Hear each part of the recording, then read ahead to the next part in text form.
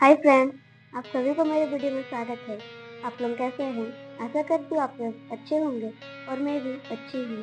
रोजाना की तरह आज भी मैं एक नई मेहंदी डिजाइन लेकर आई हूँ, साथ में एक शायरी भी लाई हूँ। चलिए शायरी शुरू करते हैं। रंग हजारों है बहार में, रंग हजारों है बहार में, सिंदूर जैसा ना कोई। चूड़ियाँ हजारों रंग के हैं हाथों में, चूड़ियाँ हजारों रंग के हैं हाथों में, मेहंदी जैसा ना कोई।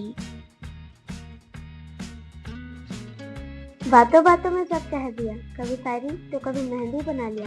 सबको शुक्रिया जिसने जबार्ट को सब्सक्राइब कर लिया। Thank you.